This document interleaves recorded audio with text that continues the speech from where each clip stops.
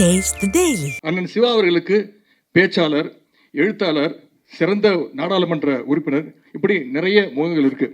ஆனால் இளைஞரணியை பொறுத்தவரை எங்களுக்கெல்லாம் அவர் ஒரு டீச்சர், ஒரு ஆசிரியர். ஏன்னா இளைஞரணி தம்பிமார்களுக்கு நம்முடைய திராவிட இயக்க கொள்கைகளை ஒரு ஆசிரியர் போல பாடம் எடுப்பவர் தான் அண்ணன் திருச்சி சிவா அவர்கள். பயிற்சி பாசன கூட்டங்கள் நடத்துவோம் இளைஞரணி சார்பாக.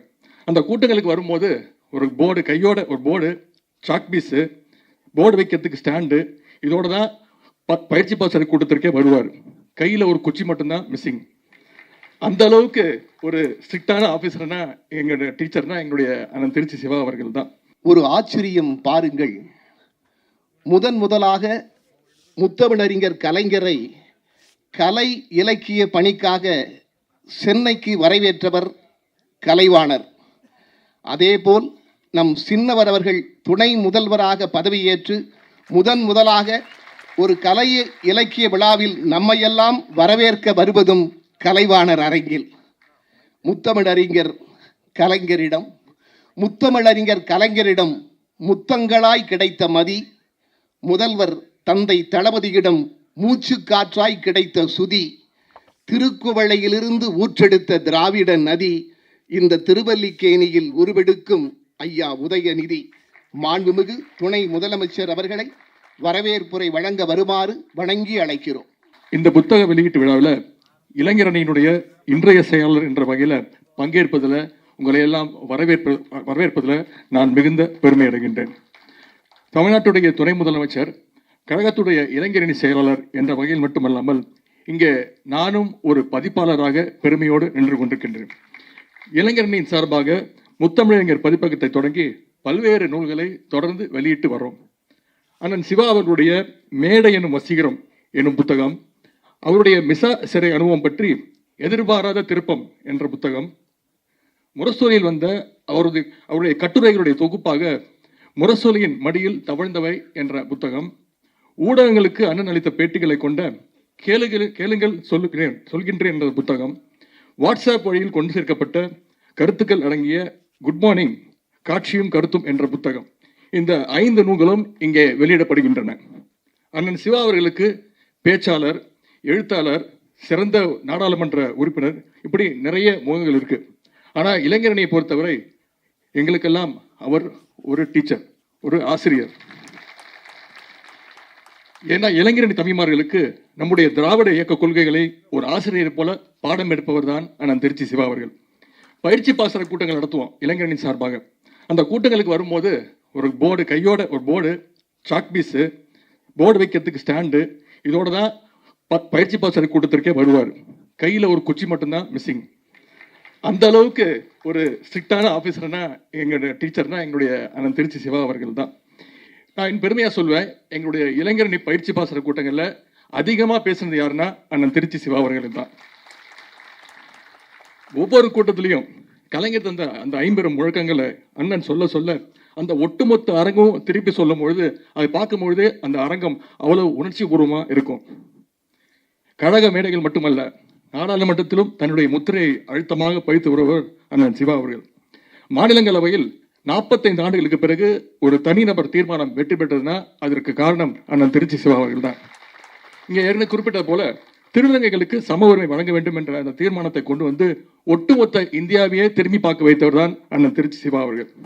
அது 2017 ஜல்லிக்கட்டு போராட்டம் உச்சத்தில் இருந்த பொழுது மாநிலங்களவையில் அண்ணன் சிவா அண்ணன் கொண்டு வந்த தீர்மானம் தான் ஜல்லிக்கட்டு இன்று நடைபெறுவதற்கு காரணம் என்று சொல்லலாம். 1977 நான் பிறந்த பொழுது முத்தமிழர் கலைஞர் அவர்கள் மத்திய சிறையில் இருந்தாங்க. அப்பொழுது நம்முடைய தலைவர் அவர்களுக்கு கலைஞர் அவர்கள் ஒரு கடிதம் எழுதினாங்க.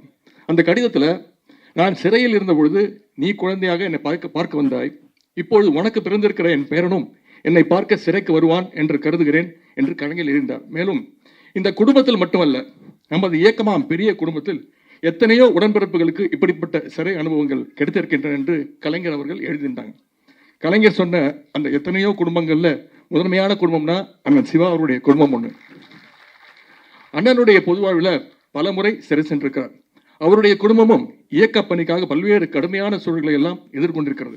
இதனை தனது நூல்களிலும் அண்ணன் விரிவாக குறிப்பிட்டுள்ளார். இதுதான் நம்முடைய இயக்கம், மக்களுக்கான பணியில் இதுதான் நம்முடைய தியாகம். அண்ணன் திருச்சி சிவா அவர்களுக்கு ஒன்றே ஒன்று மட்டும் கூறிக்கொள்ள விரும்புகின்றேன். உங்களுடைய 3 குழந்தைகளும் பிறக்கும் நேரத்தில் நீங்கள் அருகில் இல்லை என்று உங்கள் புத்தகத்தில் வருத்தப்பட்டு எழுதியிருக்கிறீங்க. ஆனால் இன்றைக்கு உங்களுடைய 5 குழந்தைகள் பிறக்கும் பொழுது இந்த அரங்கத்தில் ஒட்டுமொத்த தமிழ்நாடே திரண்டிருக்கிறது. நம்முடைய தலைவர் அவர்கள் உங்களோடு இருக்கிறாங்க. நாங்கள் அனைவரும் உங்களோடு இருக்கோம். திராவிட இயக்கத்தை வீழ்த்தி விடலாம் என சிலர் நினைக்கின்றார்கள். ஆனால் திருச்சி சிவா போன்ற லட்சியவாதிகள் இருக்கின்ற வரை இந்த இயக்கத்தை யாராலும் தொட்டுக்கூட பார்க்க முடியாது. இந்த சிறப்புக்குரிய புத்தகங்களை வெளியிடுவதற்காக வருகை தந்துள்ள இந்திய அரசினுடைய ஒப்பற்ற தலைவர் நம்முடைய மாண்பு முதலமைச்சர் அவர்களை வருக வருக என்று வரவேற்கின்றேன். கழக பொருளாளர், அமைப்பு செயலாளர்கள், துணை பொதுச் செயலாளர்கள் உள்ளிட்ட தலைமை கழக நிர்வாகிகள், மாண்புமிகு அமைச்சர் பெருமக்கள், மாவட்ட கழக செயலாளர்கள், சட்டமன்ற நாடாளுமன்ற உறுப்பினர் அனைவரையும் வருக வருக வரவேற்கின்றேன். கலைஞருடைய அன்பு தம்பி தலைவர் அவருடைய நேசத்துக்குரியவர் கவிப்பேரசு வைரமுத்து அவர்களையும் வருக வருக என்று வரவேற்கின்றேன். பாசிஸ்டுகளை ஜஸ்ட் ஆஸ்கிங் என்று போகிற போக்கில் தன்னுடைய கேள்விகளால் கதறவிட்டுக் கொண்டிருக்கக்கூடிய நடிகர் பிரகாஷ் ராஜ் அவர்களையும் வருக வருக என வரவேற்கின்றேன். தன் வாழ்நாள் முழுவதும் திராவிட தத்துவத்தை பரப்புவதற்கான வாய்ப்பாக கருதி பணியாற்றுகின்ற திராவிட இயக்க தமிழர் பேரவையின் தலைவர் அண்ணன் சுபவி அவர்களையும் வருக வருக என வரவேற்கின்றேன். இந்த நிகழ்ச்சியை சிறப்பாக தொகுத்து வழங்கியிருக்கக்கூடிய திரு நெல்லை ஜெயந்தா அவர்களையும் வரவேற்று மகிழ்கின்றேன். தோழமை கட்சியுடைய தலைவர்களையும் அன்போடு வரவேற்கின்றேன். கழகத்துடைய ஒன்றிய, நகர, பகுதி, பேரூர் வட்டம், கிளைக்கழக செயலாளர் உள்ளிட்ட அனைத்து நிர்வாகிகள், இளைஞரணி உள்ளிட்ட பல்வேறு அணிகளுடைய நிர்வாகிகள், உள்ளாட்சி அமைப்புகளுடைய பிரதிநிதிகள் அனைவரையும் வருக வருக என வரவேற்கின்றேன். இங்கே வருகை தந்துள்ள நீதியரசர்கள், அரசு உயரதிகாரிகள், அலுவலர்கள், பத்திரிகை மற்றும் மீடியா நண்பர்கள் உட்பட அனைவரையும் வருக வருக என்று வரவேற்று மகிழ்கின்றேன். எல்லாவற்றுக்கும் மேலாக முத்தமிழ் கலைஞருடைய உயிரினும் மேலான அன்பு உடன்பிறப்புகள் அத்தனை பேரையும் நிகழ்ச்சிக்கு வருக வருக என வரவேற்று வாய்ப்புக்கு நன்றி கூறி விடைபெறுகின்றேன். நன்றி, வணக்கம்.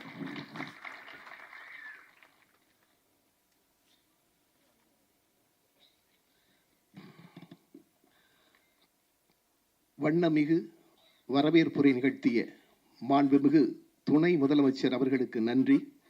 அடுத்து நாம் மேடையில் உள்ள மேன்மையாளர்களுக்கு சிறப்பு செய்கிற நேரம்.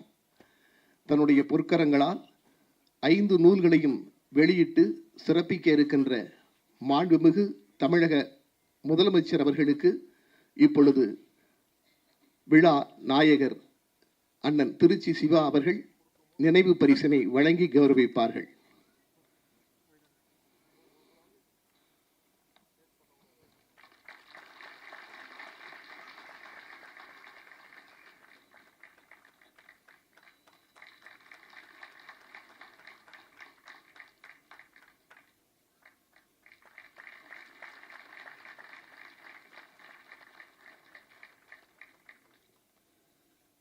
அடுத்து வரவேற்புரை வழங்கிய மாண்புமிகு துணை முதலமைச்சர் அவர்களுக்கு விழா நாயகர் இப்பொழுது பொன்னாடை அணிவித்து கௌரவிப்பார்கள்.